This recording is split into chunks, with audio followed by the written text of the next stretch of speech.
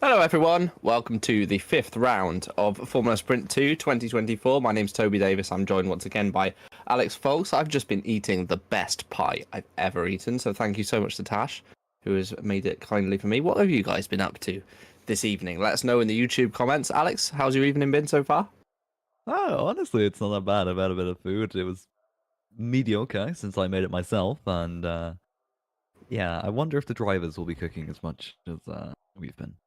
Yeah, speaking of mediocrity, here is our lowest rung in the career ladder. This is Formula Sprint 2. Wow. And we do have some very talented drivers here, but it hasn't been the greatest of driving standards so far this season.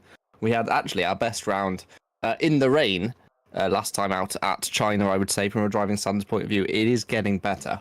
I think people, as they settle into the season, learning their racecraft once again, the rustiness of the winter season has been shaken off. And Imola is one of my favourite tracks, actually. It's not a very highly rated track, but the updates, which have removed the final chicane, have made it a much better prospect for overtaking. It has a nice flow to it in the middle section as well. And, of course, it's all about the exit from the final couple of corners to get onto that long drag into turn 1. And once again, a track where you can have a variety of wing levels here and still have a very competitive lap time, Alex. Yeah, I mean, the straights are long, but not long enough for the downforce to make a difference. But you say that you quite like Imola. That's an interesting take, really. Yes, yeah, it gets a lot of bad rep, but I really like the flow, especially the first 3 quarters now at Tamburello is a lot better since '95 when they introduced it. It actually is a meaningful part of the track now, and of course, the fast chicane here at Villeneuve, very fast. Not exactly a chicane, you don't bounce over there, and there's a lot of time to be gained. I like it. Yeah, I mean, from a driving standpoint, I don't love the track, but watching it, I'm sure it's pretty interesting, and hopefully will be time around with some decent driving. We were just in practice at the start of the qualifying session. If I remember correctly, it was Micah on the top there. Let me just pull up the results, and it was Micah trailed by Magnussen and Larson, so it should be an interesting fight for the front this time around here in FS2, obviously, like you said. The lowest rung in the career ladder, obviously not counting the Academy Series, and yeah, we're currently watching probably our potential pole sitter for this race, Mateusz Micah, in the Reading Game Studios car, and he will be navigating the final corner to start his first lap very shortly.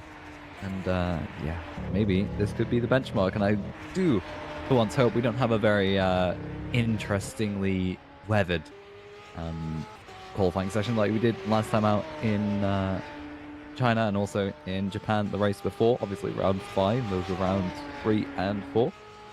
Where we had 1 lap at the start and then rain from there on, and I hope we don't get that this time around. Well, same, actually. I quite like a dry run at Imola. It's not an easy track to overtake at, and a lot of the corners you do have to be fully alongside as Micah sends it through the first sector on his opening flying lap. We're expecting pole to be in the low 33s, possibly even a 32 if someone really pulls one out of the bag.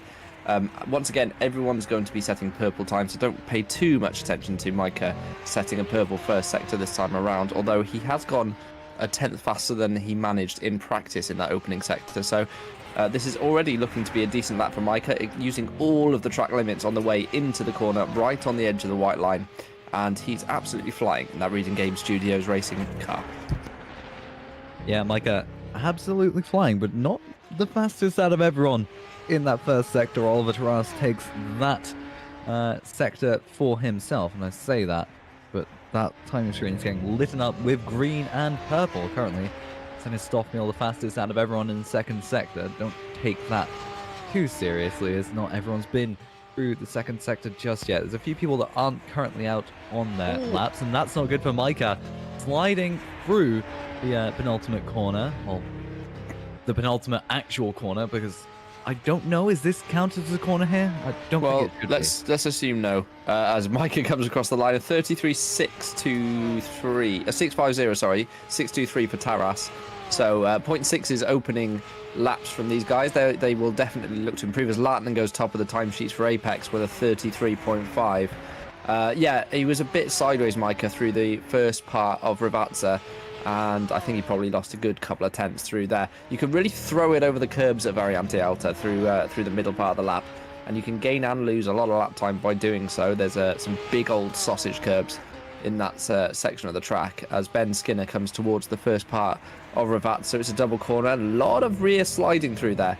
Obviously the brake bias wound a long way back for the qualifying laps as Skinner exits the final corner, comes towards the start finish line, and he is going to complete his lap. It's going to be a 134.119. that puts him in 8th position, so a decent start for the 01 Esports driver. Softmeal as well in the top 5. He was a fantastic debutant to the series, or at least substitute driver, as Panasenko will have to abort this particular flying lap. But Stoffmeal definitely showed that he has a lot of pace, and hopefully that is a more than temporary solution for him at 01.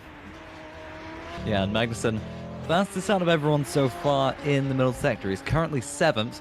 Not the performance KV86 is looking for, and he's aborted that particular lap, which is interesting. He was fastest out of everyone in the middle sector of 32.2, and about a tenth faster than anyone else in that particular sector. But this time around, nothing materializing for him.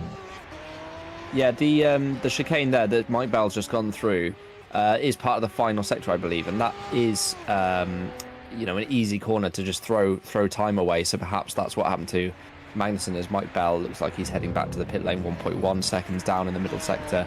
Bolt a new set of boots on and give it another go. That's what he will be hoping for. In fact, he is going to carry on this lap, and perhaps he has enough fuel to start another one after this. 35.7.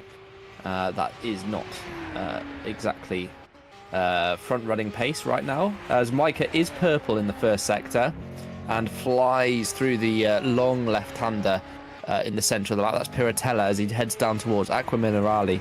And it's a difficult braking zone. You've got to curve the car in, and it's not full brakes. You can easily lock a front. And now he heads towards the middle sector. 32.4 in the middle sector. Only just down on current pole sitter Jesse Lahtinen. And as you see, the sector split just before the chicane. So it's a good indication if you're going to jump through the chicane, you can throw it through there. It's a good indication of how your lap time's going before the final corner comes towards you. And now Micah will definitely be boxing that one and give it another go as he power slides his way out of the final corner and into the pit lane.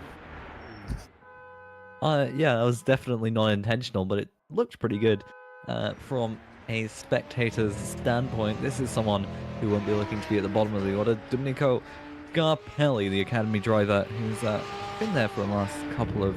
Sorry, I believe so.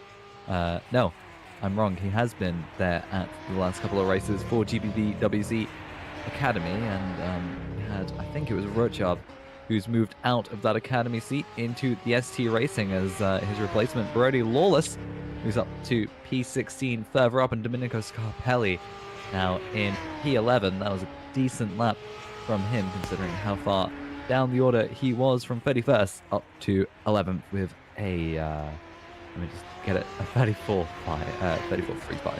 Yes. I've got my BDI on Brody Lawless. I think I said in commentary last season he's a law unto himself, as he used the same set of tyres all the way through a Superlights race, I believe it was. He hopefully has come back a bit stronger this year in Formula Sprint 2 and will show what he can do in the Academy car. That's what it's there for. David Yunt, very much a front runner, like on paper, but I don't know how much actual practice he does these days. Sometimes I think he just sort of turns up and has a bit of fun in this league. He's definitely been right at the front in seasons gone by. I think he finished second to Chris Butcher when he won the championship about 5 years ago now probably, as Taras jumps through, and that will be an exceeding of track limit, so he will have to abort this particular one.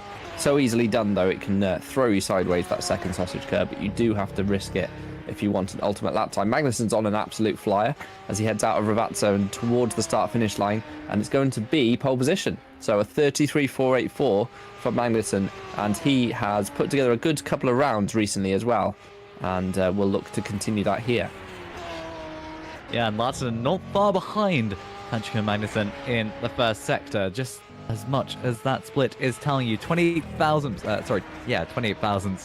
of a second, and heading to the Sector 2 split. I'd be interested to see the gap between them there, because this is the battle for the front. Lartanen and Patrika Magnussen. And Lartanen, while he is improving, isn't quite hooking up compared to Magnussen, but there's still the final 2 corners to go. We didn't actually really see much of how Magnussen navigated those, but that isn't...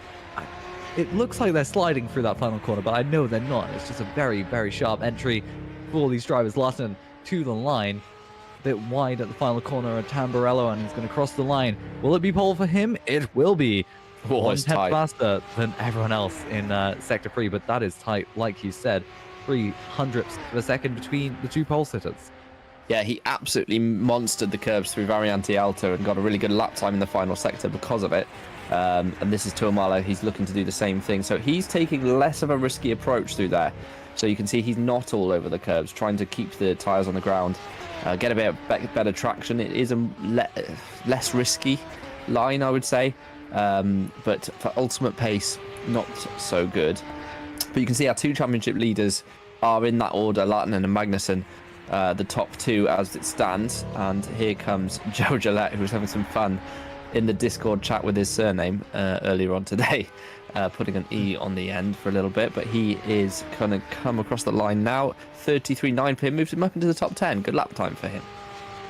Yeah, it's a strong performance from Hunter Birch this time around. We haven't seen much from them this season. Rather unlucky for some of their drivers, and especially in some events, notably Australia. They were in the back. It felt like entirety of that event, and most of it was hardly their fault. This is James Knox, David Yunt's teammate, in the team RNG car, and he's looking to improve further up the order. He's P17 right now, and that, like you said, not aggressive through Variante Alta, I believe it's called, is what you said. Yes, it's Variante Alta. Yeah. He's definitely more aggressive than Imola was, but not as aggressive as Lartanen and Magnussen definitely were through there. Knox has done very well since joining RNG. He started out in the Academy car, of course, and had some great pace, but not quite making the tyres work in the last round at China. He crosses the line and is only P13. He'll be looking to get into the top 10 if he can. Micah's on a flyer. That looks very tidy through the chicane there as he heads towards Ravazza for the final couple of corners.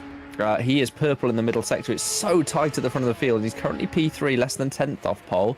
He will be looking for a good, consistent... That looks much neater than his first flying lap, by the way, as he turned in there. The back sticking with him this time round. He comes towards the start finish line, and obviously his delta showing that he's down, and therefore is boxing. That was a shame, because it looked like it could be on for a good one. Here's Kasper Koritz, who is just a little bit too wide through the first part of Rabatza, and he is going to continue this lap. It must still be positive on his delta. They do have a live delta telling them how they're doing, and Koritz moves up to P5 with that lap time. Good results so far for Friesland to be up in P5 for Koritz. Yeah, it seems like some of the underdogs in previous races, you got Reading Game, who haven't really been an underdog at any point through the season, but have been further down the order than you would have expected them to, up in P3, and also with Hunter Birch, and now Friesland racing further towards the front. This is Manuman Kandan, who is stepping in at Smile Power. He moves in after last race, which wasn't very eventful for him in terms of good events. That being said, he still has to navigate Imola and also the challenges. I don't know how many laps we're getting today. I think it was 16, if I remember correctly, for both races. Manakandan is someone who's improved massively since joining GPVWC. He's had a go at a few different leagues, and he's got tidier and tidier as he goes on. It's commentator's curse, isn't it? As he goes flying sideways through the first part of Rabatza, and what looked like a pretty decent lap not coming to fruition. But you have to remember, some of these people in FS2, they are doing sort of sim racing for the first time, or perhaps a proper league for the first time, as Craig Patterson, who is definitely not one of those drivers. He's been around a while, not making it stick as he heads into Aqua Minerale there. But that's exactly what I was saying earlier on. The back end can come round, you can lock the front as well. It's a downhill curved braking zone. It's really tricky corner to get right, and Gainer loses a lot of time through that. Yeah, and the difficult part for some of these drivers is going to be manipulating that brake bias through the lap, as Imola sort of requires it to be changed. You can't really say one size fits all around here, and that's something I found particularly difficult, was changing that brake bias throughout the lap, or at least knowing how to change it and remembering to change it, really. We should talk about his helmet. He has a new helmet for this round, and Patterson, being the F1 fanatic that he is, and also the Williams fan that he is, he's obviously got a Senna tribute for this particular round. Nice to see. It is the 30th anniversary of the passing of the great Ayrton Senna da Silva, and of course we are racing here in 4 different leagues, so I expect this won't be the last time we'll see a Senna tribute helmet for Imola. But Patterson did manage to get another lap in terms of fuel. This will be his last flying lap, and he heads through Sector 1, through the Villeneuve chicane, and into Tosa, which we haven't mentioned so far, but it's a uphill curved hairpin. Very important to get the apex right there, because it affects your exit all the way up to Piratella. And Patterson, a couple of tenths down in the first sector, missed the apex of Piratella, and unfortunately this lap is over. That's a shame for Craig, so at best he's going to be P11. I expect a couple of drivers to improve. Lahtinen did make it to the start-finish line just. He must have really pounded around the outlap to make that. I don't know if Magnussen did, because I know he was in the pit lane until just now, and I don't know if he crossed the line before it went to check a flag or not. It will still show his time in the bottom right of your screen. I think he did. I think he made it just, But Lahtinen coming through the first sector then. We know the time to beat is a 33.4. I actually expected it to be a little lower than that, considering the times in practice. And Lahtinen is 4 thousandths off his own time through Sector 1, which is absolutely nothing, as he comes up the hill and towards the fast left-hander at Piratella. So important to get this right. It's so easy to run wide onto those deep rumble strips on the outside and get caught. But so far, so good for Jesse Lahtinen. It's looking neat and tidy. Like you said, that 4 thousandths isn't a lot, but it can be the difference between pole and second, and that very much might come into play as he goes almost a tenth faster, 900ths of a second faster in Sector 2, but that didn't look particularly tidy through the chicane. Not a great metric for it, but that didn't look very good for Lahtinen, and sliding probably isn't the best way through that corner, but he's going to continue with the lap nonetheless. Oh, of course, he's a tenth up in Sector 2. What can he do to the line? Can he improve his gap for pole? Yes, he can. It's Just. 4-4-4 for him, and Magnussen close behind has a bit of a sketchy first 2 sectors of the lap. I doubt it's an improvement, but he does go fastest in sector 3, but it's not enough for him. That's a 5.84, obviously bogged down by the first 2 sectors, which weren't particularly great for Magnussen, and I believe Stoffmeal is our only contender for pole, but no. Stoffmeal has improved to 4th, but that is it, unfortunately. Yeah, I think Magnussen was probably the last person to cross the line. Whilst those two were doing their laps, Stoffmeal did improve to 4th position, so well done to him. So this is the grid then. Lautinen and Magnussen are championship leader and 2nd place in the championship in that order, taking the front row of the grid, with Micah, who in practice was the fastest, just a 1/10 of a second behind. So those 3 are definitely in with a shout. Stoffmeal in 4th position with Oliver Taras, Lautinen's teammate 5th. Kasper Koritz is 6th. Noah Tuomela, we didn't mention him, but 7th position for him. He might be a bit disappointed with that. He has shown better pace than that this season, but can still do something from there. Ben Skinner, a good job to be in the top 10, along with Joe Gillette and Seba Panasenko.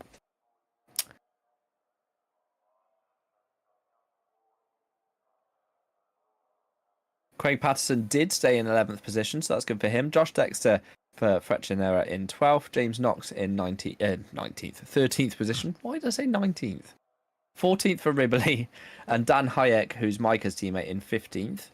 Nick Cowper for Friesland in 16th position. Domenico Scapelli in 17th, with Filip Czerwinski in 18th position. Mikhail Tuomala in 19th, and Brody Lawless in 20th position. 21st is Rotjav with Manakandan, Ockenhaug, Vakuinov, Kaurala, who we didn't see out on track, Jorn Dix, Mike Bell, Johannes Lepit, who we haven't seen this season so far, I don't believe, for Hut Performance Engineering, making his debut. Caroline Harvig in 29th, with Michailo Vicentievich in 30th. And rounding out the grid, Florian Arza and David Yunt, who's choosing, actually, to start at the back. So that's interesting. Last to first challenge incoming, potentially. It would have been funny if you actually switched around 13th and 19th after making a mistake. I was half expecting you to say Tuomala in 13th. That's so unlike me to do that as well. I'm normally pretty good with numbers. Sorry about that, guys. But yeah, we do have a few penalties to talk about from the last round. We have had Florian Arza got a 10-place grid penalty, so he'll start at the back. And we do have... That's it, actually, grid penalty-wise. I'm not sure if there are still some left to be served for Vicentievich, or how that works exactly, because he had quite a big penalty at Suzuka, which I don't believe he's... I don't know how it works. I don't know if he's fully served it or not. It's never something that's... served in one go. It is served in one go. Okay. So, so he will start 30th then. In terms of the grid, that is how it will be. Alex, thoughts from qualifying? Cars went around the track. I mean, classic. Yeah, yep. That's exactly what happened in qualifying, but it was a close fight until the end between Magnussen and Lautinen. I'm interested to see whether KB86 is prioritizing their race pace more this time around, and that's what they've been practicing compared to the Apex. But I imagine Apex has been very strong as well. Looking at a bit of the data I have access to, it seems pretty interesting, and the fight should be relatively close. Something I do have to mention, because I got told this by Rodrigo Cavallo, who is the KB86 and Elite Sim Academy setup sort of, I guess, designer, is that the word you give to those? And something I heard, this was very interesting to me. In China, I think Magnussen's lap, because he was very quick in China, got called a glitch at one point by Mr. Jose Lautinen, because it was just a bit too fast. But no, they just had that pace, which was very impressive. Yeah, I mean, it can happen that way. You can find a little setup tweak or something like that that really does make the difference. Especially at a track with so many flowing corners. It can be just a simple thing like a line, or like a line through a corner, or something like that. That can just really unlock some potential lap time that that no one else has tried really. I mean, we've seen that in Super League at the opening round at Australia. You know, Owen McGorgy, Jan Grankvist, they were doing this interesting line into the fast right-hander. I think it's turn 6, where they were using some grass on the entry, which no one else was doing. And that sort of thing can unlock a 10th or two, and it sort of snowballs from there. So it's not out of the realms of possibility that sort of thing can happen. Yeah, and definitely not a possibility that something still yet to come here in Imola has just been hidden during qualifying, not to show too much pace, but I imagine that's just speculation and hopefulness for something interesting to happen in this race, aside from the battle which is going to happen, it's bound to happen, between Yasso Lassinen and Patrick Magnussen, or no, I'm not going to make that joke again. I think Patrick or Pagnussen? Yeah, I think we've milked that one already. That one, I had tears in my eyes for the opening race at the last round. But honestly, I can't remember what we were giggling about. It was something insane. You said Lasse Yartinen. Yeah, probably. I was just making fun of you. Oh, Why? Why and who was that? Like, sometimes I just want to shower these guys in confidence. Be like, do you know what? You're doing such a great job in the lower series. Like, it's wonderful to see you giving it your full effort, and then just have to watch stuff like this. Yeah. It's like sometimes, like, I love GPVWC, but this is like hours of my time, and like, why? Why did he just turn left on the straight? Who was it?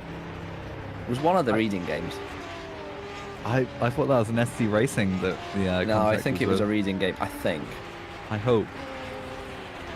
I do if hope. Don't start with SC Racing, I'm not even going to go there. Yeah. Manikandan, by the way. Now keep an eye out on him. For, as I said earlier in qualifying, definitely like a big improver. Generally speaking, in GPVWC, and he's a keen member of the community as well. It's really nice to have people like that. The same goes for like people like Craig Patterson. He's really helpful, always on the Discord. Just nice guys to have around. I can name like a whole bunch of them. The community is really good, and you know, we have like a one day a year, the GPVWC day, where everyone gets together. Those who can afford to travel from elsewhere, because obviously it can only be held in one country, make the journey over. We had Maxime Beaulieu come over from Canada all the way to the UK to come and say hello. Vince, who's the voice in our ear today, he was there as well when it was held in the UK last year. So I don't know where it's going to be held this year. I'm hoping somewhere not too far away that I can still travel to. Somewhere like, I don't know, the Netherlands. Just help on a boat, that'd be nice. So, you know, if you want to get involved, just your first time watching GPVWC, come and join us on the Discord and have a play. Really, the first place to start is the Academy series. This is the first series with teams in it, and kind of still an introduction really into GPVWC, but it is a little more serious, and it gets more serious, I guess, the further up you go. That tends to be how it works. Yeah, and I think Kuritz has just gone into the FS2 Discord chat, which you can join via the link in the description if it's your first time here. Kuritz was complaining about Micah, who that seems to be... Okay. So it was a reading game. So it was a reading game, and fortunately not on ST Racing, and we don't have to shout at them this time around. It seems to be a bit of a trend. Did you see really. What he said, my car sent you my hospital visit fee. My finger hella hurts. Okay, well, good. At least you took it quite well. There's some funny guys in GPVWC, I'm not gonna lie. Good. Anyway, we've got 3 minutes of warm-up left. There is no weather to discuss this time round. Well, I mean, there's always weather. Ooh. That's a very stupid thing to say. There's not it would be worrying inclement. if there wasn't weather. Yeah. If there was no weather at all, that'd be a problem. The weather is good, is what I should say. It's a little cloudy, but there's no chance of rain on the radar from the screenshot I've been sent. So that is good news. If you're a fan of dry racing, which I personally am, I think it's the kind of most level playing field. Everyone will have practiced for hours. Well, some people will have practiced for hours in the dry, maximising their setups and stuff. And when it just buckets down with rain out of nowhere, it can be a bit unpleasant, to say the least. As That a is car. not the line you want to be taking. Yeah, that's a what? Is that an optimal? That was the. Oh, so okay, so it's an so it's hut. Okay, Yeah. bouncing through the chicane. Then I just caught it out the corner of my eye. I was actually looking at the timing screen. You can also look at that. Go to race-view.com, which we should really put in the links in the description of the That would be useful. of Yeah. the YouTube. I keep mentioning it in the hope that someone will update it, but I'm going to say it now live on broadcast in hope that someone does actually change it for the next time round, because it is a useful place to keep track of all the drivers. Obviously, we've got the timing tower on the left side of the screen for those who just want to casually watch it, but it's an interesting place to see, you know, sector times, what tyres people are on in different series, or if it's raining. What'd you say? Obviously, that doesn't. There's stints, obviously. Yeah, doesn't stints, matter yeah. here. It doesn't matter But, here, no, but yeah, you can see who's on the undercut in the Super League series. There's Ockenhaug doing his best impression of the Drift King through toes at that time. That was really well That was held. decent. Yeah. Wow. Yeah.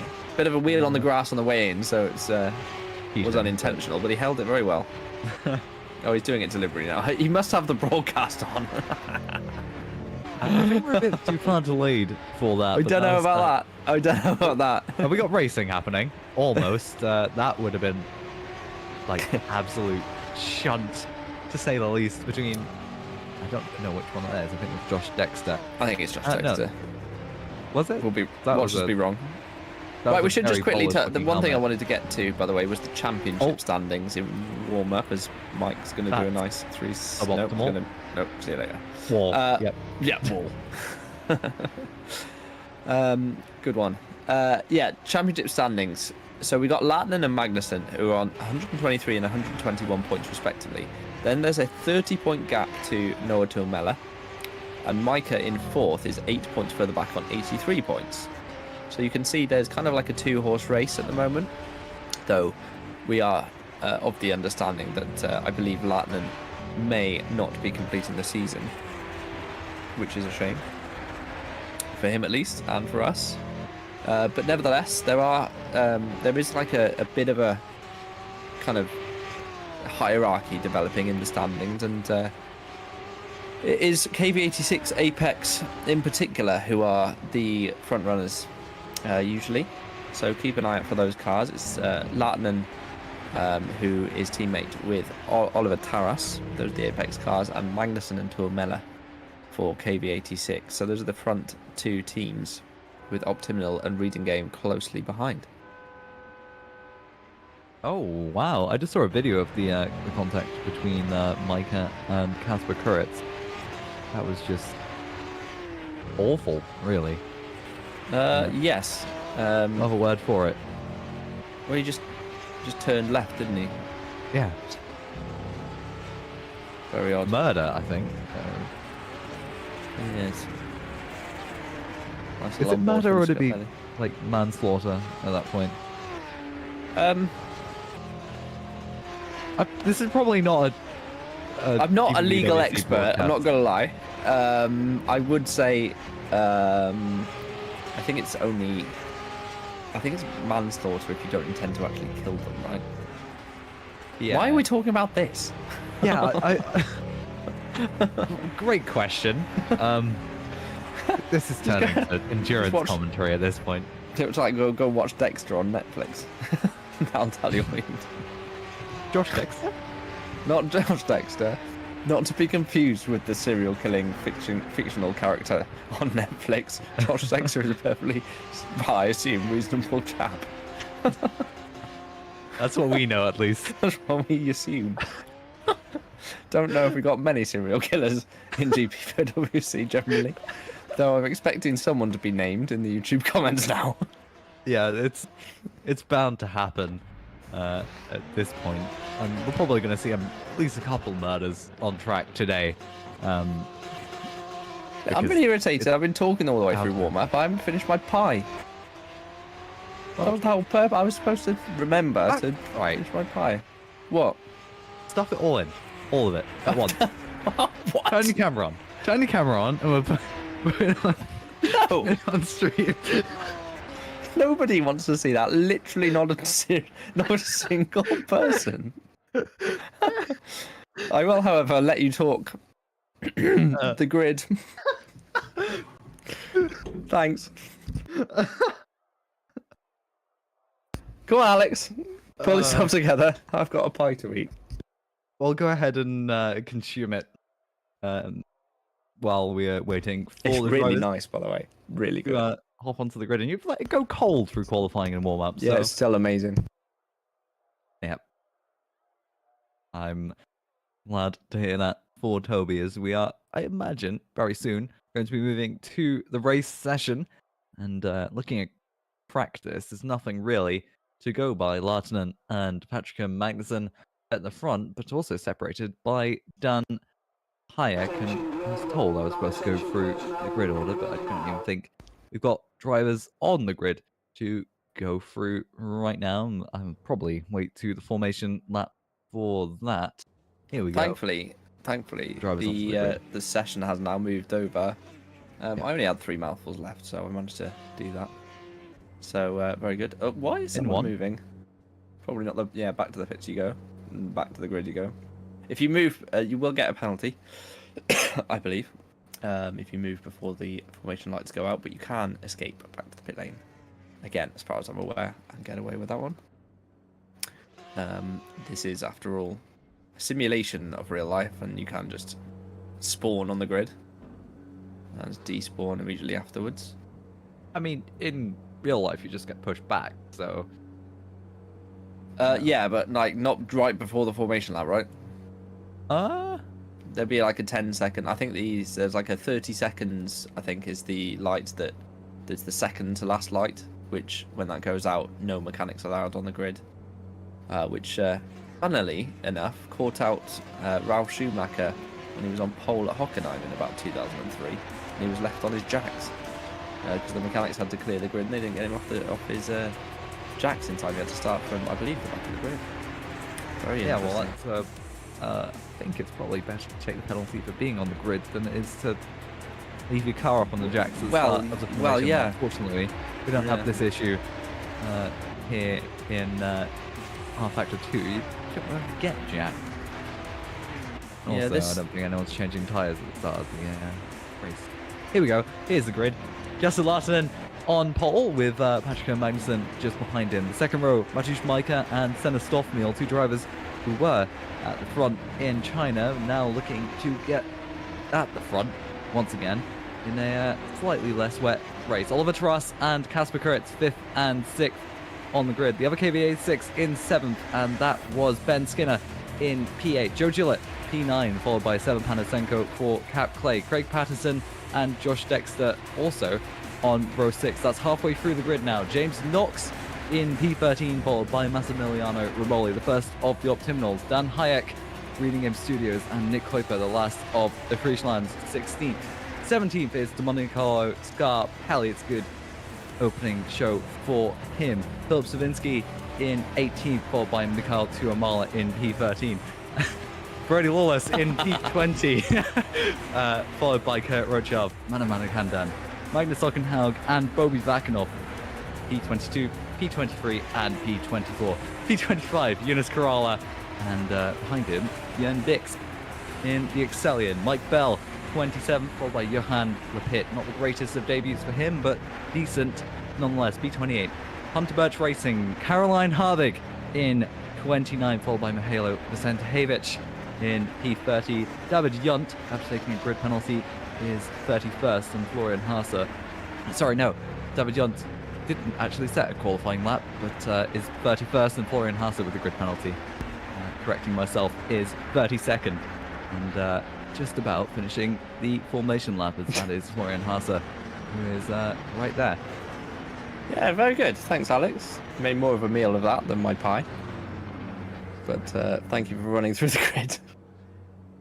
Well, we had to make a P13 joke, that's for sure.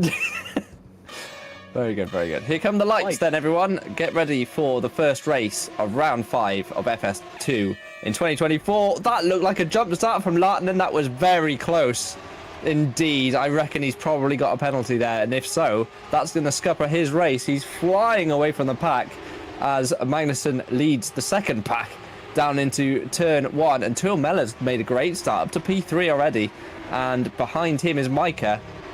So a great start for Tuomela off the line.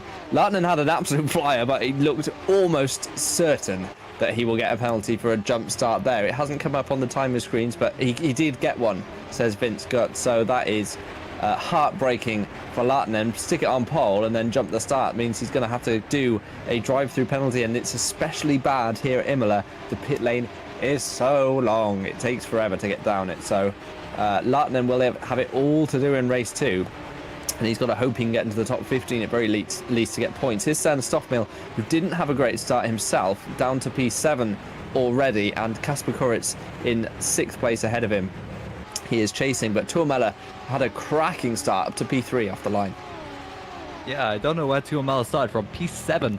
I have no idea how he got up into P3. It's an amazing start for Tuomela. Sorry, I'm getting them confused once again. So it's a 1-2 provisionally for KB86, provided no mistake happens and Lartenen serves his penalty this lap. And I imagine, well, he's going to have to serve it within 3 laps, I believe, is the ruling said by the game. But that was definitely a jump start. But Lartenen not going in this time around, and I imagine that's probably quite logical. Try and get your gap as far as you can so you don't go yes, you come out roughly last if you were to he would come out last on the first last. He would come out last, and the thing is, right, is that what you want to do here is try and get ahead of any stragglers who have issues now. So you want to maximise the amount of time you're out on track. I think you have 3 laps to serve it. So expect him in 2 laps time. He will want to maximise the time he has clear air running for, and when he comes out of the pit lane, it will be a good 20 seconds. He's going to lose maybe 15-20 seconds, so he can still jump a few cars if he stays out for now. Panasenko getting very close with Joe Gillette through Toza there, fighting away for P10. The Cap Clay driver staying out on top currently, and the Hunter Birch machine behind him. And trying to antagonise him in the mirrors. You can see him moving around slightly as they head down the hill towards the double right-hander. Here's Josh Dexter doing much the same thing. He's side by side with the second reading game driver Dan Hayek, who has lost out to Mikhail Tuomela for the Cat Play driver, is now in 16th place.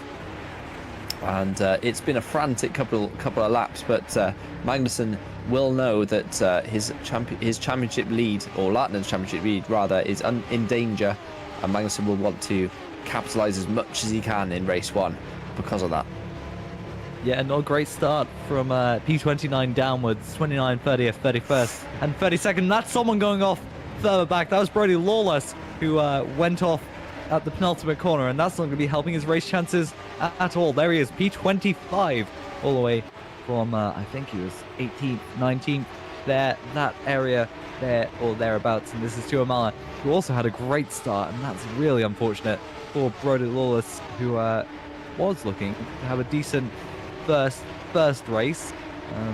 That was a mouthful to say for him. That was quite a difficult one, in my opinion. But like I was saying, a few people having spins on the first lap, and a few people also having spins on the second lap in the first corner, and that's rather unfortunate, particularly for David Junt, who's I think 10 seconds behind the next driver.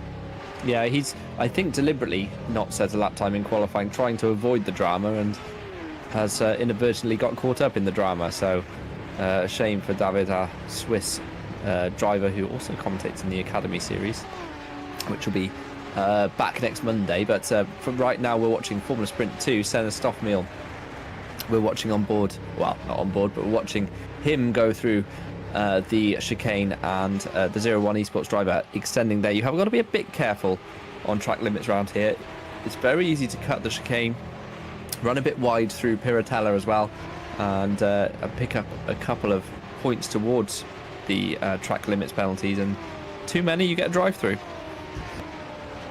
Yeah, and I haven't read the briefing for this round, but I imagine we haven't had issues here before, and I don't think we're going to have issues here again. But this is Kasper Kuritz on the inside heading to the first corner, and he's made that move relatively easily on Oliver Taras, who's not had the greatest last couple of races, obviously getting caught in a few instances. And look out to Marla fighting Domenico Scarpelli, and they both spin round at the first corner. That's a horrible place for a car to be left, and we have had contact. That was one of the ST Racing's Kurt Rutschab, now missing a front wing after making contact with the Academy car.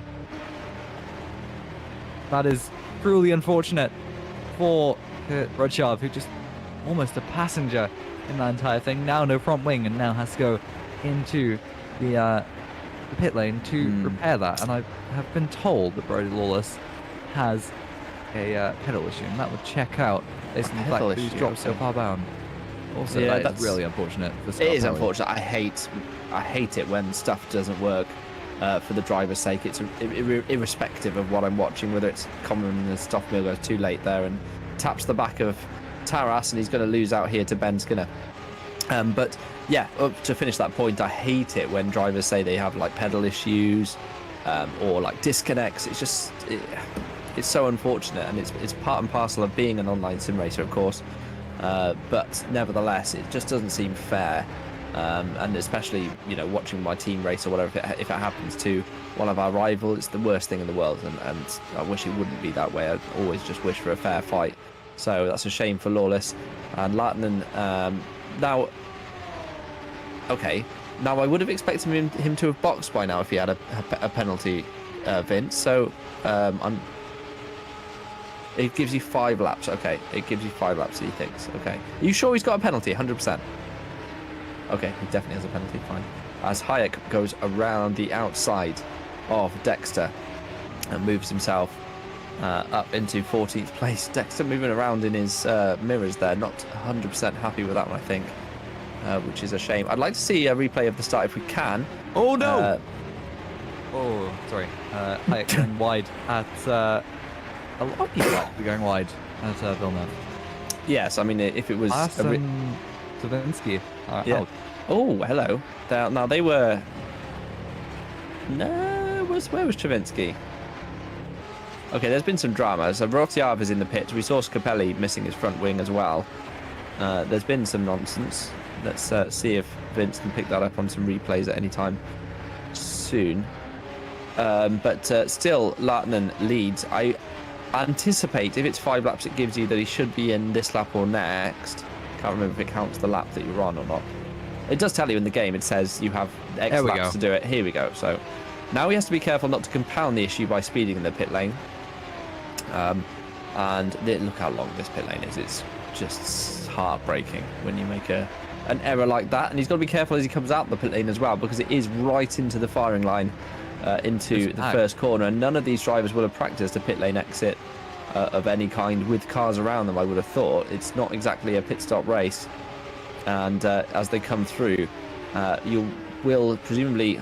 he's going to be so far down Lattinen, isn't he?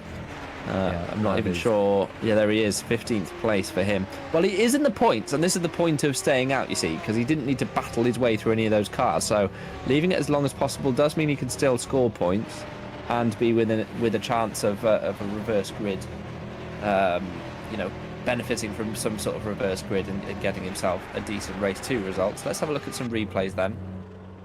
So first of all, we got the start. So unfortunately, here come the lights. So 3 lights, 4 lights, 5 lights. Oh, they glitched, unfortunately. Oh, the green flag gives you an indication, though. So when the green flag went, that was when the red lights went out as well. And it was a good half a second too early there, unfortunately, for Yasser. This is what happened to Travinsky, presumably. Oh, this is the first lap, isn't it, where he went around just on that curb. Got away with it from no damage, but he since has made a pit stop, so something else has happened to poor Philip. This is what happened to David Yunt, who had already made up 5 positions at this point, heading into turn 1. We saw a couple of cars sideways. Oh, he'd done it all by himself. How has he done that? Oh, I'd love to see that on board. I wonder if he's double downshifted or not. Perhaps you can rewind the broadcast back and see, because it does display gears. Vakuinov then in the final corner. This is we saw a bit of this nonsense a couple of laps ago. That was just unfortunate. What happened here, Alex? This is Scapelli. We saw this one briefly, Yes, didn't we? this was to Imola going around the outside of turn 1, just clips Scapelli outside front wheel, and there you go. There's the ST Racing hitting the front of that Academy car, and that's Richard. Oh, who else was that? Was that Florian Haase? So, yeah. Yeah. So Rotiav lost his wing there, so that's what happened there. I didn't see that particular thing. Let's have a look at Junt again. So let's look at these gears on the bottom right of your screen. 5th, 4th, 3rd. No, just lock the rears. There's nothing going on there. Just unfortunately too many shifts. Oh, hello. This is what happened to Haase. Okay, no, this is... So Haase already had damage. Let's go back a bit with Chavinsky here then. So Chavinsky coming through. Haase's on his inside. They're going to lock wheels and tangle a bit. Oh dear. And that was Dix actually, wasn't it? Yeah, that was Dix. So that was Haase's teammate, yeah. That's unfortunate. It is. It's plucked the wheel off, and that's what happened to Lawless. Yeah. That's definitely a pedal failure. Yeah, that's unfortunate for him. So, KV86 lead, 1-2. Magnussen ahead of Tuomela. Now that Lattinen served his drive through, he's already up to 14th. And will be looking to try to get into the top 10 at least if he can. There's still half the race left to go, but I expect these two to formation fly to the finish line. That was hard to say. In the order they currently are. Magnussen ahead of Tuomela for KV86. Micah is still there. But this is kind of what we expected, really, apart from Tuomela making loads of positions up. But of course, Magnussen ahead of Micah on the grid and in terms of pace. So, yeah, it's going to be a 1-2 probably. Koritz is doing well in P4, and you can see up 11 places. Once again, Mike Bell making huge progress in the race. He's very good at that. Just needs to qualify better. Oh, and tobogganing off. That he's managed to keep it in a straight line. That was useful. In the end, I think is that for so we're watching Ockenhaug now. So it was Vakuinov, and Vakuinov there. He basically got too wide, and the underfloor of the car just straddled that curb, and it just sends you straight to the scene of the accident. He got away with that one, and keeps his wheels pointing in a forwards direction, which is good for him. A lot of people seem to be struggling with that particular corner, and the exit curb will not resist to remove your downforce and also your control of the cars subsequently. And yeah, we've seen quite a few examples of that, I believe, further back in this train. And I swear to God, iTunes, I am going to uninstall you if you show an update on my screen. Once again, that was a conversation topic last time out in China. And yeah, this battle is still going on. So, the question I have for you, sir, obviously the front two you would say are probably pretty firm by this point, although Micah is quite close, isn't he? My question for you is, where do you think Lattinen will be able to finish from where he is now? Oh, easily he can get up to probably just behind his teammate or middle of the points paying positions. Of course, he still has 7 laps to go and not that far, provided that he has more pace. Jarse Lattinen. And this is Micah on the back of Tuomela, who seems to have made a mistake in the first sector. 2 tenths slower in the first sector, and it seems like he's fallen off the back of his teammate. But also, Micah is going a bit slowly too, compared to Tuomela at the front, as we don't get his sector 2 split, because why would we? We're watching a fight here, and RaceView hates us. Kuritz behind Micah is going quite quickly. But also Senna Stoffmeal for 0-1, who are doing a great showing. P6 and P7, fastest in the first sector, probably looking to take the fastest lap. Yeah, Stoffmeal was in Superlights last season and showed quite well there. He definitely has pace for, a good few leagues here. He could do quite well in a higher series as well. So, yeah, he's doing quite well in P6. Definitely, you'd say Magnussen and Lattinen could be in a higher series at this point. But it is sometimes difficult to transition. We see Luke Mitchell, our current Formula Sprint 2 champion, he's struggling quite a lot in Formula Sprint 1 this season. So step up is quite big. It depends, obviously, on the standard of the series for that particular season. I mean, that we have had historic Formula Sprint 1 seasons, or Super Cup as it was once known, where I would argue the grid was probably just as good, if not better, than the Super League season or group of drivers for that season. Certainly 2 seasons ago we had Crop, Stevens and McGorgy and Jake Danahan all fighting it out in Formula Sprint 1. They have all done very well in Super League since, as Taras and Stoffmeal fighting away through the middle sector and heading towards the Variante Alta. It is an overtaking opportunity, not a very often used one. It's better off to wait for the start-finish straight these days. Of course, when the final chicane was in place before MotoGP came here, it was it was not so good to wait for the start-finish straight, but it's so long now you can just slipstream into turn 1. And that's what Stoffmeal will be looking to do here as he exits Rabat. So trying to get a really strong exit, use all of the track limits, and just get into the slipstream and try and get into position to make an overtake into turn 1. He is close enough, and Taras will be looking in his mirrors, trying to defend, choose a line. It is better to go on the inside to defend, and that's what Taras does. Send Stoffmeal around the outside. Has Stoffmeal got him? Yes, he has. Great move from Stoffmeal, and played out exactly as I described, and through goes Stoffmeal into P5. Yeah, and that was a battle that was brewing all the way from about this point last time out, last lap. Yeah, literally. A few laps ago, that battle was brewing, and it seems to have steamed over between Stoffmeal and Taras. Stoffmeal just seemed to have got let pass by Taras, who seems to be dropping back from Stoffmeal rather rapidly, which is quite interesting. He's almost a second behind Stoffmeal already, and this is another battle that is brewing between Joe Gillette and Ben Skinner. That one's funny from Joe Gillette. Like you said, put an E on the end of his name. Yes. I'm surprised we don't see a razor on the side of that car. Yeah, we'd be looking to get a nice close shave all the way down to the Skinner. I'm leaving. Do you like it? No? I'm leaving the commentary box. Bye-bye. Well, he's shaping him up nicely as it heads into the last couple of corners. I don't know how many more puns I can make out of that poor Joe. You're on a thin edge with me right now. Oh, good.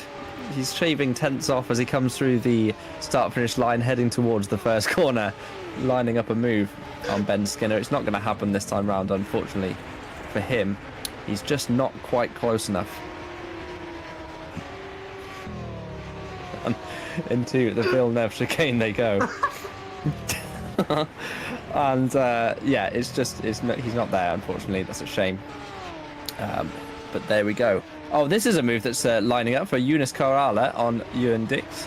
And Dix, who has been in trouble this season for moving down the straight, did give enough room for Corrala there.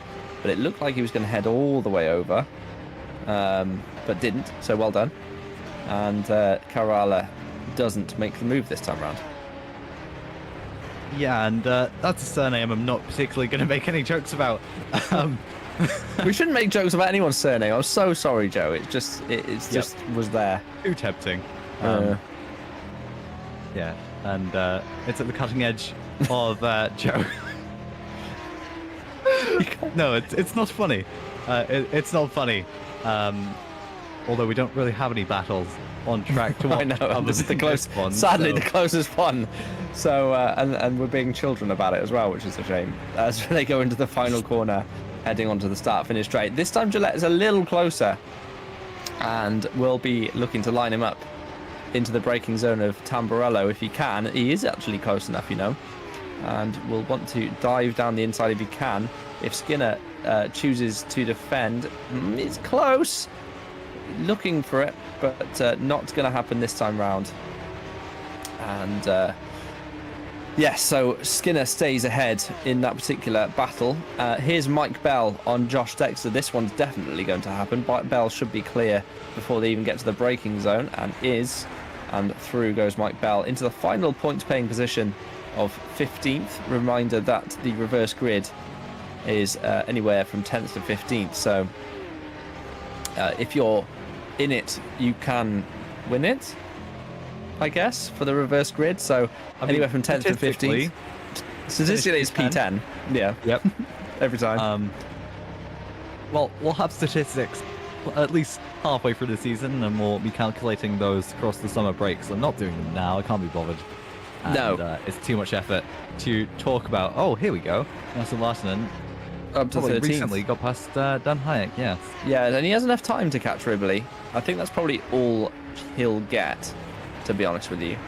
Patterson's a further 1.6 ahead of Ribley. If you look at the splits on the left side of the screen, the live splits, they are pretty accurate, not 100% reliable. It does fluctuate a bit depending on whether the car is in a corner or not. This time, Gillette will want to do this. And this time, Smoky Joe, it says on his side pod.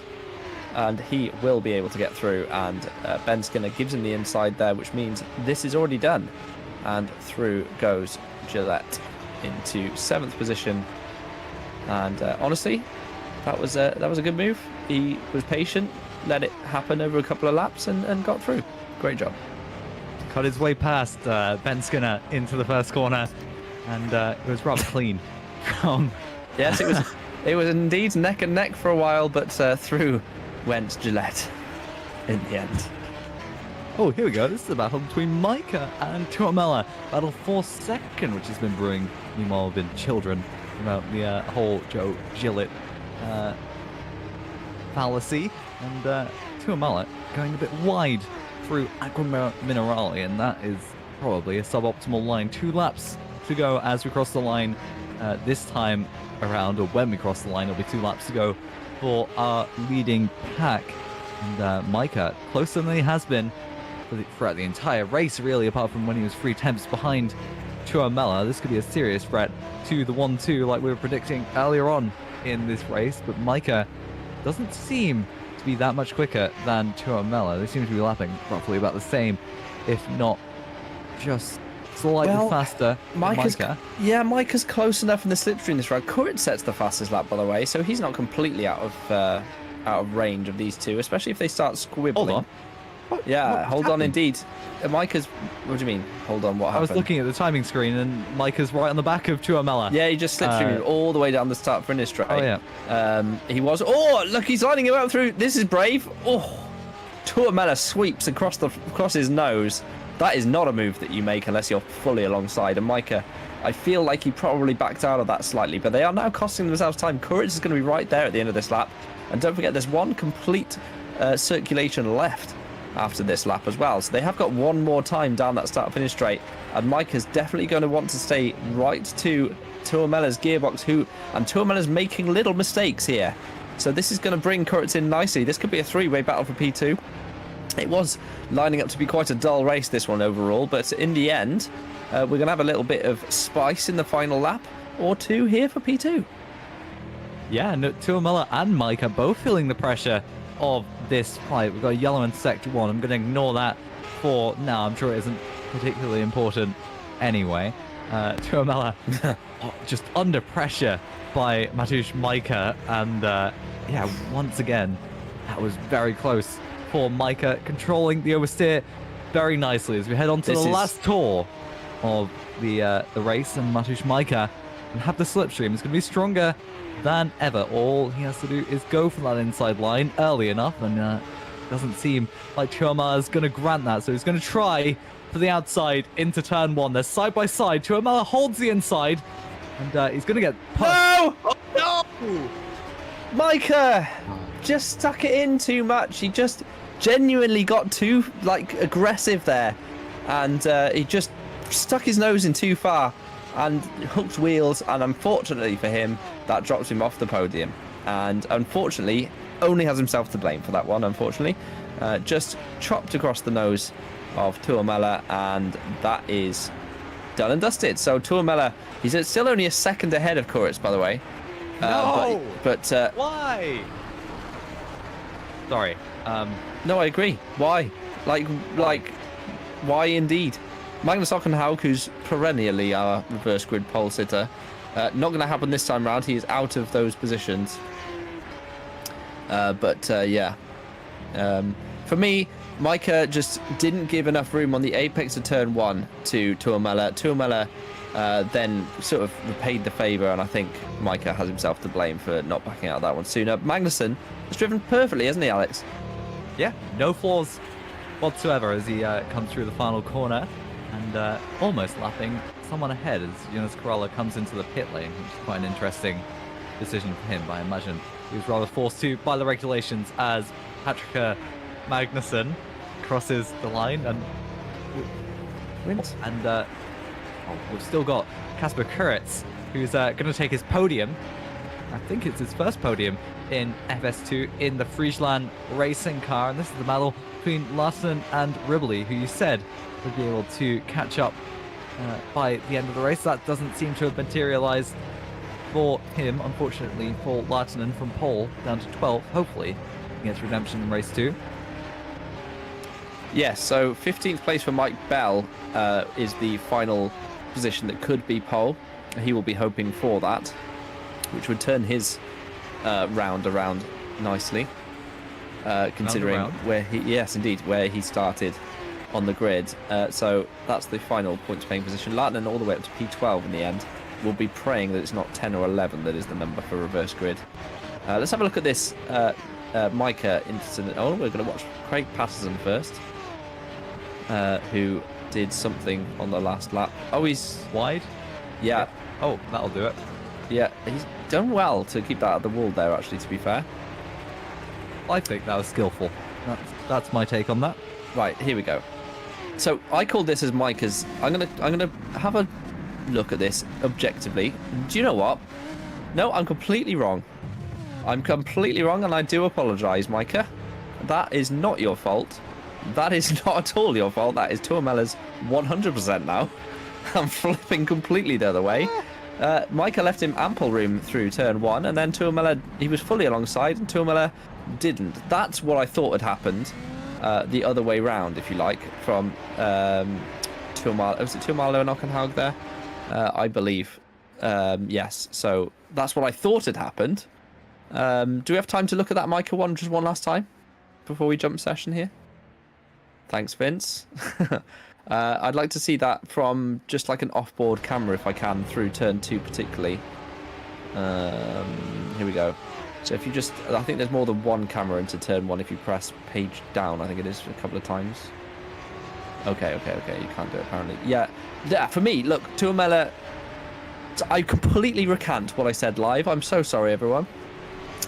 It's close to a racing incident, but I would say if anyone's getting a penalty there, it's going to be Tuomela, because he just didn't leave him room on the apex of 2. And I'm really sorry for calling that wrong. Although I do think that Micah turned in on him in turn 1, so it's sort of like a trade of blows. Really. Yeah, I don't think he did. I thought he did as well. That's exactly what I thought. I thought he'd turned in on him, didn't leave him enough room, and then Tuomela sort of, was far enough ahead. But that's not what I see now. The results were being begged by Okay. So Magnusson wins from Tuomela. Yeah. 1-2 for KV86. Casper Koritz in P3. Senna Stoffmeal 4th. Massius Micah eventually in 5th. Oliver Taras 6th for Apex. Gillette 7th in the end, ahead of Skinner, with James Knox quietly in the top 10 in 9th, and Panasenko rounding up the top 10. 11th goes to Ribbley. Jesse Lartnen made it back to 12th. Craig Patterson 13th. Dan Hayek 14th. And Mike Bell rounding out the points in 15th. Then we have Josh Texter, Manakand and Kauper, Tuomela and Ockenhaug rounding out the top 20. They do not score points and won't be in the reverse grid positions. Jörn Dix in 21st with Johannes Leppert quietly in 22nd. Mihailo Vicentievich 23rd with Caroline Harvig 24th. Rotiava is 25th with P26 going to Scarpelli eventually. Carala, we saw him pitting on the last lap in 27th with David Yunt 28th, and then retirements were Bobby Vakuinov and Brody Lawless, who had a pedal issue, and then finally Florian Haase and Chavinsky, who came to blows at turn 1, and I hope that was fast enough for everyone. I think I did that in one sentence. So we're going to move sessions now. It will be another warm-up. This is normally our time to have a little breather. Alex, thoughts on race 1? Yeah, that was definitely a race with a lot of needless contact, it feels like. And that seems to be the story, rather, for the entire season. And we saw that between to Imola. And hug. Oh, apparently we need to go to a break because it's skipping Bye-bye. sessions. Apology. Bye.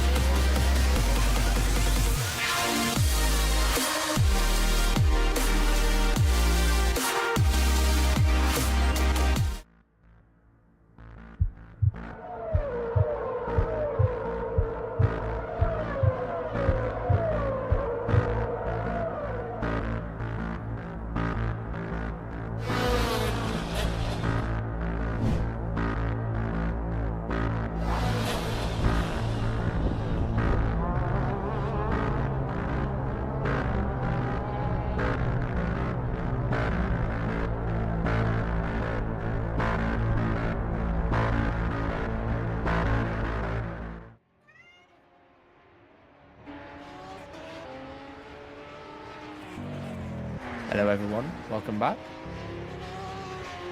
It's Imola. It's Formula Sprint 2. It's round 5 of 2024. I'm Toby Davis, I'm joined by Alex Foulkes. We've seen race 1. It certainly was a race. Now race 2 is coming up, and there will be a reverse grid, which always changes things somewhat. Alex, what's your favourite pop song ever? Not the one you were singing, that's for sure. My ears are currently in significant amounts of pain, and you're correct. Having a reverse grid does, in fact, change the grid. You know, I don't have a favourite pop song, Toby, and I'm not really. Everyone has a favourite pop song. I was just singing Bring It All Back. Bring It All Back by S Club 7 is what I was singing. Well, if I had to choose, it'd be Mr. Blue Sky. That's a great one to wake you up. That is a cracking choice. Yeah. That's an absolute club banger. Great choice. Love it. Gillette is missing some of his car. It's a shame. Cut off. Please let me know in the YouTube comments what your favourite song of all time is. We will judge them. We'll judge isn't you. the GPVWC intermission music, I can tell you that much. That's not a pop song, that's It certainly could be considered music in certain circles. it's noise. Yes, defo something going on. It's just to fill the air with something other than silence. And Toby Davis is singing. Which I will not subject you to. Go ahead. No. We're in warm up. Why are you trying to make me do stuff on stream? It's like you wanted me to put a pie in my mouth earlier on stream, and now you want me to sing. I wonder if I can combine the two. That would be fun, wouldn't it, for all the viewers? Singing with a pie in your mouth. Oh, Oh, Nelly. that one's gonna be OnlyFans, GPVWC OnlyFans. But do you know what? If it exists, there's someone out there who will pay you for it. So there we go. No, I'm not putting a pie in my mouth and then singing S Club 7. And then, that is the first time anyone has ever said that to me as well, which you may find unbelievable, but that is the case. I would sing, but I'm not singing S Club 7, I don't think. What are we singing? The Well, GPVWC intermission music? Apparently Valerie by the Zootons is a good shout. Decent. Yeah, decent. GPVWC politics? Nah, we'd need a good 5 hours to be able to do that. Especially the UK. Yeah. What'd you say? Especially being from the UK, you know, we do like our politics. Oh But, yeah, that's a long conversation that you don't want to hear. That is, well, it would just be an hour of me whinging, to be honest, probably. But we steer That's clear all of- politics. Yeah, well, yeah, true. Yeah, very, very true. So far, only Brody Lawless has suggested Valerie by the Zootons, which I'm not singing. So looks like no one's watching. Actually, I was gonna say no one's interested in putting any further songs out there. as we wait for the race session of race 2 to be moved to. That was a really awkward sentence. There we go. Yeah, that was an atrocious sentence. Yeah, it was. I'm so sorry. That was a crime against humanity, really. I'll be honest, I was distracted. My cat jumped on my lap by this point. Could your cat have introduced race 2? I mean, she doesn't speak on command, unfortunately. I'm not there yet with her. That's a shame. It is a shame because she's very meowy usually. And she likes my my mic because it's got one of those silly pointless RGB light things in it, which I didn't know when I bought it and I wish it didn't have. But she likes it because she can see it from everywhere in the room and just jumps up on my lap and then rubs on it. Obviously not conducive to an effective broadcast when that happens, but there we are. Jay-Z Empire State of Mind. These are terrible, terrible suggestions. Can we get you to sing Can't Stop, Red Hot Chili Peppers song? Can't stop, addicted to the shindig. That one. Yep, that one. No, I'm not singing that. Right, away go the grid. On the formation lap. In pole position. Oh, sorry, we should have said the reverse grid means that Dan Hayek's on pole position, Craig Patterson alongside him on the front row. That's happened at the last round as well, Patterson. He'll be looking to do well from there. Lahtinen in P3. I didn't see it was P4, sorry about that. Panasenko's 5th place with James Knox in 6th position, Ben Skinner 7th, and Joe Gillette in 8th position. 9th place goes to Taras and Micah in 10th place with Senestov Meal, Kasper Koritz on 11th and 12th on the grid. It was Ribley in P4, by the way. 13th position goes to Noah Tuamela with Patrick Magnussen in 14th place. Mike Bell 15th and Josh Dexter 16th on the grid. 17th position goes to Manamana Kandan in the second Smile Power with Nick Kauper for Frischland in 18th. Mikhail Tuamala and Magnus Hockenhaug 19th and 20th. 21st goes to Jörn Dick with Johannes Leppert in 22nd place, Mihailo Vicentievich in 23rd, Caroline Harvig in 24th. 25th goes to Kurt Rotjav with Domenico Scarpelli in 26th, Yunus Kaurala 27th and David Lund 28th. 29th goes to Bobby Bakuinov with Brody Lawless. Hopefully he's fixed his pedals. Wow, pedal 30th, yep. Thank you. Florian Hazer in 31st with Chavinsky rounding out the grid. And I've managed to do that. Look at where the cars are. They're miles before the final corner. Your effort, Alex, in race 1 took forever. Well, you see, mine was interesting. Touche. Get you back for that. Whoa. Shimon Felix says, how can you call Empire State of Mind terrible? I advise anyone who doesn't know that song particularly well to listen to it and then inform Shimon of why it's terrible. That's all I have to say on the matter, really. Yeah, well, formation lap is happening and we're talking about pop music. I wonder what the drivers are listening to as we're heading. I wonder if it's Can't Stop by Red Hot Chili's. That would be a good one, wouldn't it? But here we go. The lights are coming on. It's 5 lights. And hopefully no jump starts this time round. Oh, they're Lahtinen again. Taras. I believe. Oh, no, it's his teammate. It was Taras. Was it Taras?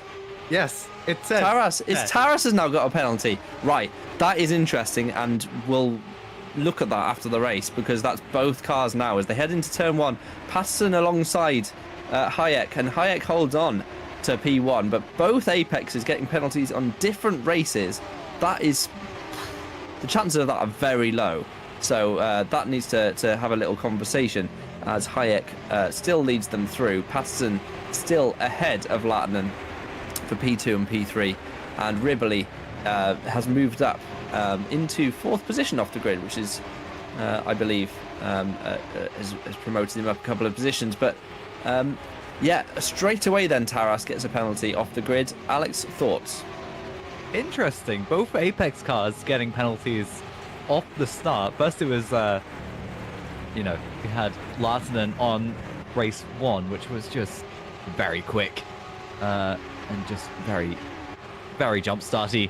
For us, not so much, but it was quite visible that one of the Apex GPs had jump started, which is quite interesting because that rarely ever happens sort of on It its never own happens. for I both never teams. see a jump start really in Both drivers in GPV. a team. It's yeah, and well, it never happens with both drivers in a team. As Micah throws one at the inside of Seba Panasenko, gets away with it, That but was now a he's great got move. but now he's got Smokey Joe Gillette trying to get through as well. Gillette holding on to Skinner. Those two need to split apart this race, I swear to God. Lattinen now lining up a move on Patterson. Patterson's not gone left here to defend, so through goes Lattinen. In fact, Patterson, I think, has let him through. He must know that he has a superior pace in this race. Panasenko fighting it out here with the second of the region Hayek. gamed cars. It's Hayek. Oh! What's happened to Hayek?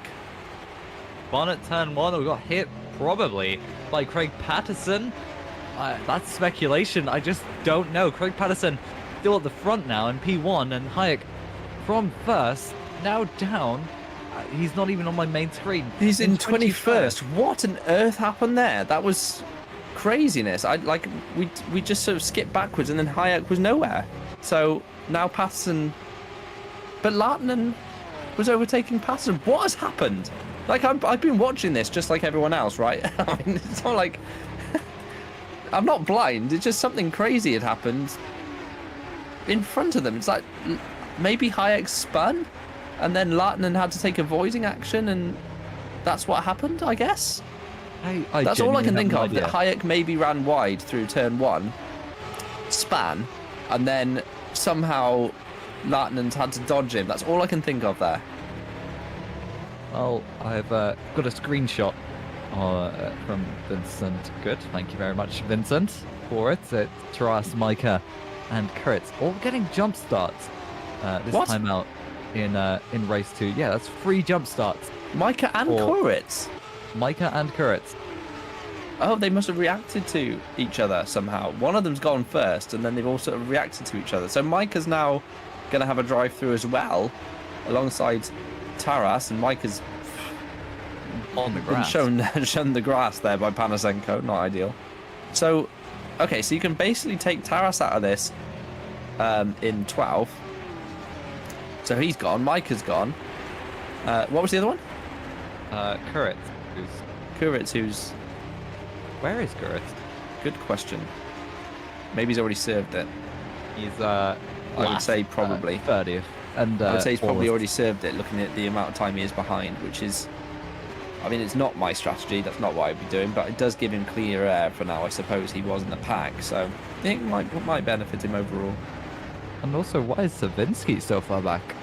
92 seconds for him. He must have had damage. Must have had to pit, yes. Pit to makes repair sense. some And damage. Lawless is out of this race, and I don't know if he started, to be honest. probably With those pedals. not. I don't think he did.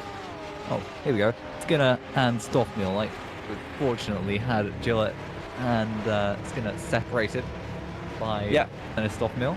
Yeah, And, I think Rivoli's Stockman was... falling back now. Sorry. Okay. No, it's all good. There's a lot happening here. 3 wides down the start finish straight. I think Skinner was letting Stoffmeal through there, to be honest. Looked a bit team ordery. Oh my goodness. And now look at the... this is going to be 4 wide very quickly in a second. This is going to require some sorting out before they get to turn 1, in case of any incidents, and they have managed it. Well done, everyone. That was a potential disaster, but they all managed to file in single file by the time they got to the apex, thus avoiding any potential conflict. It is only lap 4 after all. How is it lap 4 already? Well, we've been just watching incident after incident after battle after battle.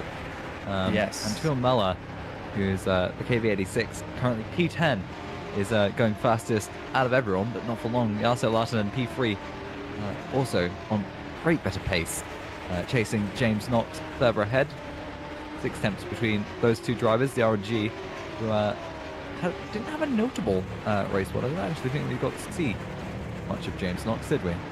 No, he had a very quiet race into the top 10, and yeah, now he's having a very quiet race in P2. It's that sort of driving that means you end up in the season in quite a strong championship position, to be honest.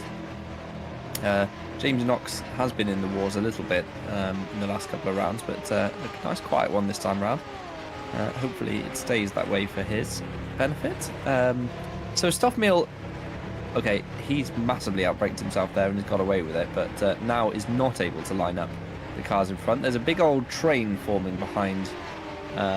Is that Lartinen? They're all forming behind, or is it Ribley? Actually, it might be further forwards. Tulmela says it makes sense that it's Ribley. Yeah, I think it is Ribley. He's going for a move around the outside of Seba Panasenko. Obviously, not the greatest place to overtake at turn 1, but he does have the better exit. Oh, he's got a big run here. To Villeneuve, and we cut away from it to watch Domenico Scarpelli on the inside as Joe Gillett looks to the inside. Nothing there for him, and Magnussen further back. The battle we were just watching is still battling. Scarpelli into Villeneuve, has to back off, but doesn't back off enough. Tries around the outside and just gets shown the gravel, and that's just not giving space. And you can't really do that as Hayek up to 17th after fighting back from 21st after his spin. Key point here, Patrick Magnussen is lounging around in 20th position for some reason, having started a lot further forwards, obviously, as race 1 winner. So something's happened to him that we haven't quite caught, or at least... He was 15th, and then...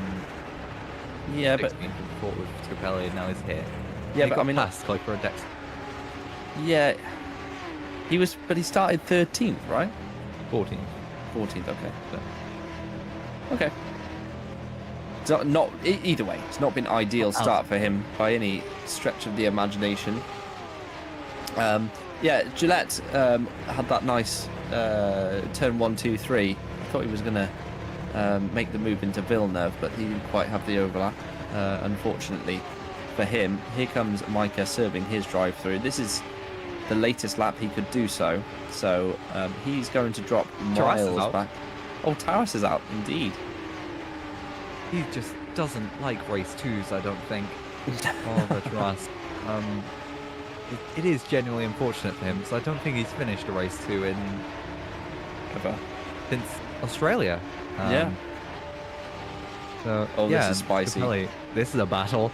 Villeneuve on the outside. Oh, no. Yeah, that's contact. So that's happens. I was waiting for that to happen at some point this round, and unfortunately it's happened here. And that was Dan Hayek. I would guess, not knowing he's alongside enough there. If we go on board with Scarpelli, I think we'll see on car. Well, we can see in the far distance. And there's a car on the inside, and there's a car on the outside as well. Here we go. Here's Scarpelli. Let's jump backwards. Here we go. So I suspect Hayek doesn't think he's far enough alongside and just takes the normal racing line here. And in fairness, he isn't. He isn't far enough alongside. Yeah, it's a tricky one to call that one. I would say Scarpelli sort of was briefly far enough alongside and then wasn't enough. Here we go. So I think, yeah, exactly. Oh, but Lartinen just fell off the track by himself, really. I thought Lartinen was going to be more compromised there. I knew Hayek had probably spun because there was obviously. Well, we didn't see him spin. I mean, we knew he was wide at turn 1, right? Wide, but, yeah. And falling back. But Lartinen here, I think he just fell off the track in sympathy.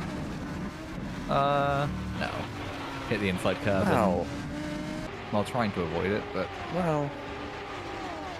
I think he stuck his throttle in a bit too much there, to be fair. I think I would have been a bit easier through there. And then this is what happened to... So Brody Lawless did start the race, and hopefully...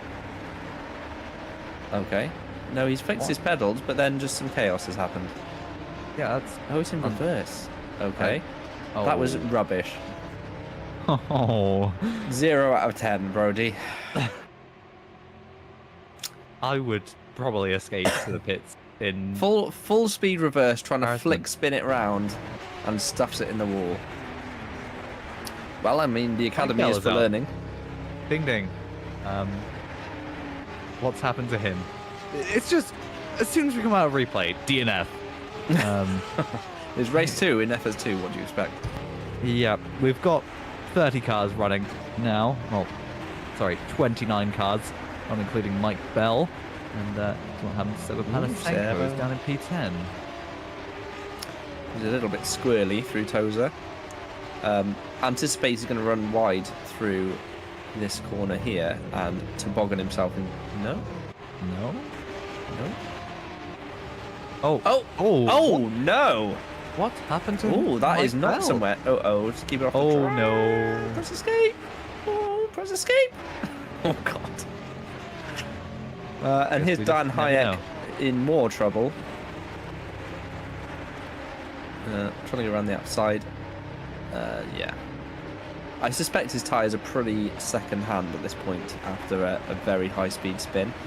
Okay, so this is what happened here. Yeah, so me too, because this is not where you normally have a problem. So, well, he's been hit Did he from get behind, hit? surely. Must have. It says, damn it, Mike. This has nothing to do with Mike, unfortunately. Yeah, and this he's is...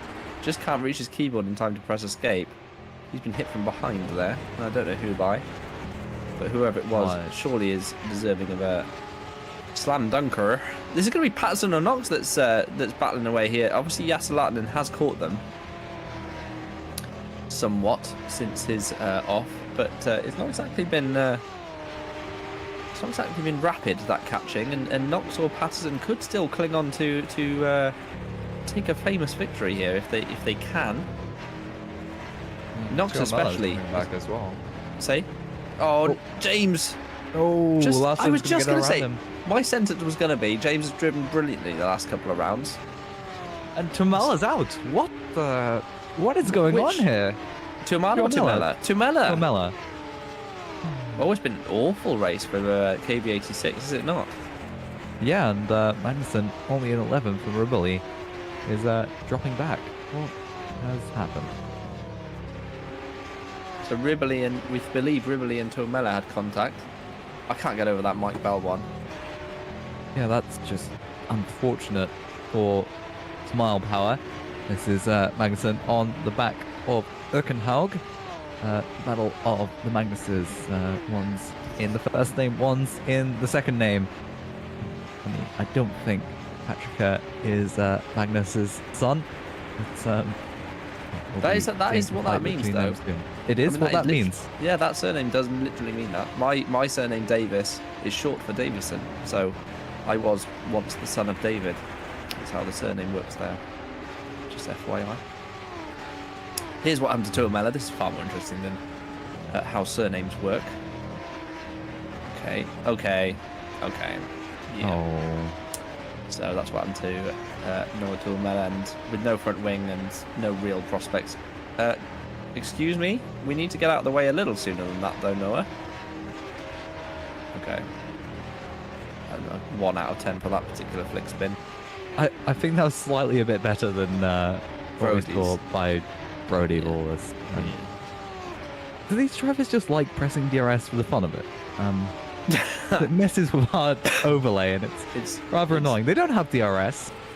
There's no gap in the rear wing. Maybe they just think it works. I have no clue. I don't know. We haven't quite solved that particular conundrum just here yet. we Here's go. Tumela and the recovering Riboli, who I suspect has pretty serious damage on the side of his car, considering the heftiness of the whack he was given. And he's trying to cut back on Tumela into Villeneuve. Now, we know what happens if you don't back out, and Riboli thinks better of sticking his nose in where it frankly doesn't belong, into Villeneuve. Not an overtaking corner at all. In fact, it's just there to get you to Tosa, really, these days. It's a bit of a shame. This chicane is purely for safety. It's not at all beneficial to the track in any way, really, unfortunately. The run to Tosa was a really good overtaking opportunity back in the day, but of course, safety is the first thing you have to consider when designing a new bit of track. So it is what it is. We're stuck with it now. Lattinen then closing in on Patterson. James Knox is still there after that little error at Rabatza. He's still there, and this is not over for James Knox by any stretch of the imagination. These three embroiled in this battle. It's going to be continuing for the next few laps. Chris Shepherd says, "Come on, Craig, hold on, son," in the YouTube comments. It's going to be a difficult one from there. He did let Lattinen go earlier on. Now he's going to be less inclined to do so, I would say, and stay left here rather than give him the racing line. And he does so, Craig. He's got decent straight line speed as Patterson, you know. It's not been easy for Lattinen to close up and overtake. And we were talking about this briefly in practice, how you can run different levels of wing, although Lattinen has got an overlap here. And once again, he's going to think better of sending it down the inside into Villeneuve, and does back out. Villeneuve named appropriately for Gilles Villeneuve, who had a monumental crash there in, I want to say, 81 or 80, something like that. And the corner was subsequently named after him as a result of that. The more you know. As Lattinen stays behind in P2. Yep, and it's just been yellow after yellow after yellow in this race as James Knox, after that mistake, is fighting back against Janssen Lattinen, trying to take back E2 from the championship. Well, not after race 1. The championship runner-up at this point. You know what's happened here, by the way? All of this nonsense has caused Senna Stoffmeal. We're looking at the gap to the leader now. That's not between the cars, so we're looking at gap to the leader on the timing screen now, and Senna Stoffmeal's right there in P4. That is a 4-car battle for the lead now. And yeah, it's very much a battle for the podium positions as well, and Stoffmeal will definitely be wanting to get in on this, as Lattinen probably has the best chance he's going to have, as we're being deprived of any information about kilometers an hour faster or whatnot by that DRS active graphic. Mike Bell saying that he couldn't press escape any sooner because it was bringing up a second menu to escape to the garage, which is a shame for him. But he did manage to avoid all the other cars. This time Lattinen's got a good run, but Patterson gives him no room at all. And this is going to let Knox through. So Knox back into P2 as a result, and steals that position as a result of a little bit of aggressive driving from Patterson. He didn't give him any room at all on the exit of Tamburello. That was right on the edge, and if he was alongside Lattinen, he will be particularly aggrieved with that, I would say. Patterson did not give him enough room, I would say. Yeah, that's probably an angle you should take on that, but we haven't seen much of it, and we've been wrong before about racing incidents here at Imola. We, you, I, all of us. Oh, Knox is having to go for the lead now, and Patterson's felt the need to go a little defensive on the exit of Acqua Minerale as they head into Variante Alta, and it is not an overtaking opportunity unless you are fully alongside into there. It is possible, but not this time round, and there's still more yellow flags going on, which means more drama further down the field, and Hayek's just moved up to 90. Someone's dropped out yeah, further back. DNF. Panasenko's DNF, so that's a shame. So but Knox, sorry, just quickly, Knox has got a bit of a run this time around on Patterson, and we know that Patterson's straight line speed is very good, but if you look at this time round, Knox is going to be closer than Lattinen was. Not enough, though, and what a great job Patterson's doing here. Yeah, he's looking for his first win. He's had multiple podiums from race to second on the grid, and Lattinen now looking to get back at James Knox after getting rather unfortunately pushed out of the track by Patterson, and I think it's Jörn Dix further ahead, and Manik Handan's also out further back 23rd. So we're only going to have 25 finishes in this race, or yeah, 24, sorry, counting, no, 25, counting Philip Savinsky and Jörn Dix, who is the car ahead of this battle pack. And I imagine we'll be seeing him get into, not the mix of the battle, but getting, I don't want to say that he's impeding the battle at some point, but he will probably end up within their reaches very soon. I hope that whichever one of the Excellions is, I can't tell, they're not permanently on the screen, but whichever one it is, I hope they're not going to get involved with this particular squabble, because it's just let them all through on the start-finish straight would be good. And well, Patterson has definitely got Knox closer this time round. Knox is going to eye him up all the way down the drag towards the first corner. Although, of course, Patterson has slipstream for the car in front, the lapped Excellion. So this is saving Patterson this time round. And please let them all through in one go. Please. Please. Very sensible. congratulations, well done. You've earned a Toby Davis seal of approval there. Thank you very much. And we can continue with 3 laps to go. Alex, who do you see winning this one? The top 4 very close together. Well, at this point, there's no point even trying to predict, because we might as well be throwing caution to the wind with this racing. Craig Patterson could very well go into a wall at the next corner, for all we know. I shouldn't have said anything, because now I'm going to will it into existence due to commentator's curse, as Knox is the closest he's been for the lead, as we're heading towards Aqua Minerale. 2 temps between them. Centre Stoffmill further back, going wide.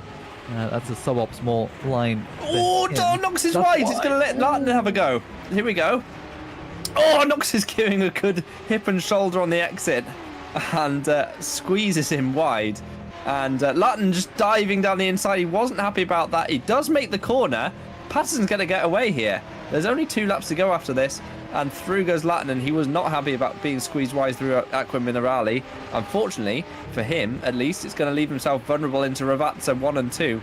Larton just sending it here. I think his head's gone a little bit there, to be honest, after a couple of laps of being knocked about by Knox, I should say.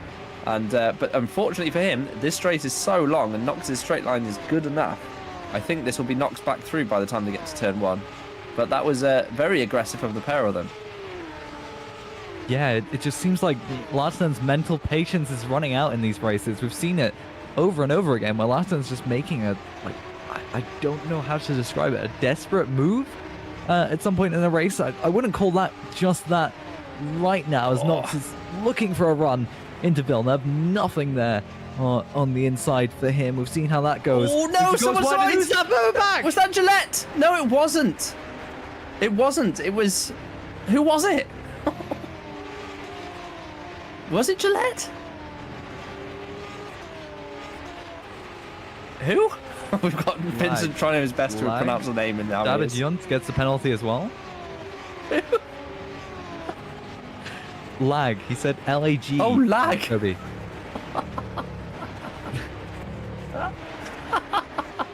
Sorry. I think it is Joe Gillette who went wide. I thought you were trying to say a name I'd never heard of. I'm really sorry, Vince. Yes, you're right. It was lag. Very good. Right. On to the last lap we're about to head. And Patterson has... I mean, he's got a huge gap now. And, frankly, James Knox is making all the mini mistakes here. So, this is Stoffmeal's podium to steal, if he can. And I think he's going to, actually. To be fair, he's right in the slipstream of Knox as they head on to the final lap. It looks like Patterson's got this one. So, oh, hello. Dives on the outsides of Stoffmeal. And he's going to pick up a little bit of slipstream from Larton as well. Through goes Stoffmeal. Great move on the final lap. Magnussen sets the fastest lap of the race. He's in P8. So going to lose some points here to Larton. Of course, Larton himself didn't have the best of race 1s here.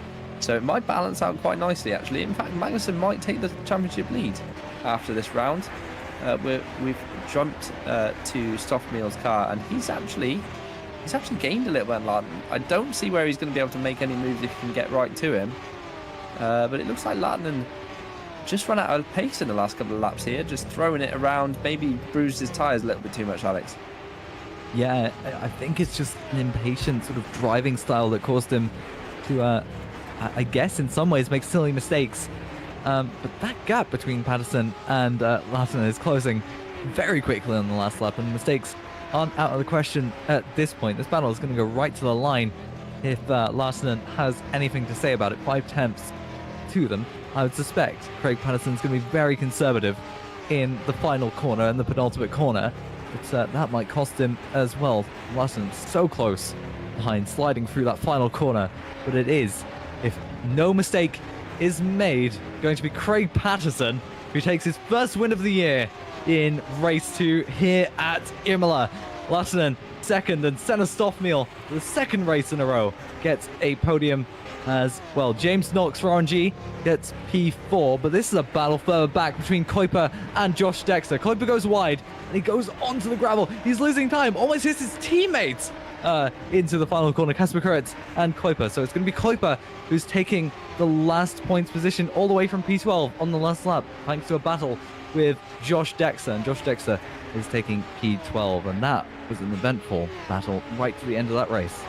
It was, and kudos to Patterson. He played that really well overall in the race. His strategy was good. He had decent top speed as well, able to cling on to the win, and he'll be over the moon and will be looking to speak to us, I'd imagine. We spoke to him last time out. We said, can you go one better at Imola? And he has, in his Ayrton Senna tribute helmet as well, for good measure. So great job to Craig Patterson. Now's the time if we've got a chance for some replays, if we have any queued up. I don't have something special. So yeah, show us what you got. What have you got? Let's see. So we have Panasenko, who DNF'd, and he tobogganed into the curb. Oh, that's a big one. And oh dear. That's what happened to Manakandan as well. And there was another car just flying bits everywhere. So this is what happened to Manakandan, of course. Damn it, Mike, it still says on there. Yeah, that's not good at all. Yeah, that hurts. That's bad from Panasenko there. If that was a direct drive, that would hurt. And I imagine it was Zantavich who also got forward. It might have been a reading game, I'll be honest.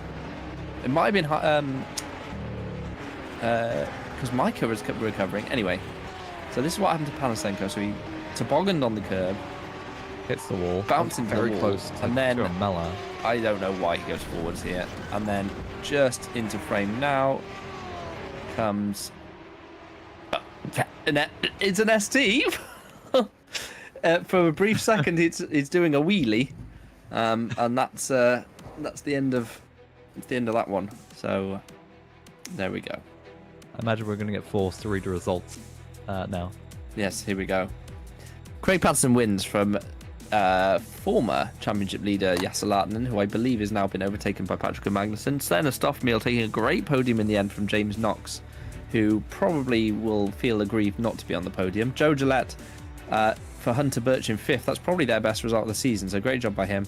Ben Skinner 6th, with Tuomala for Cap Clay in 7th. Patrick Magnussen, as we said, in 8th. Massimiliano Ribili and Magnus Ockenhaug for Optimal taking 9th and 10th.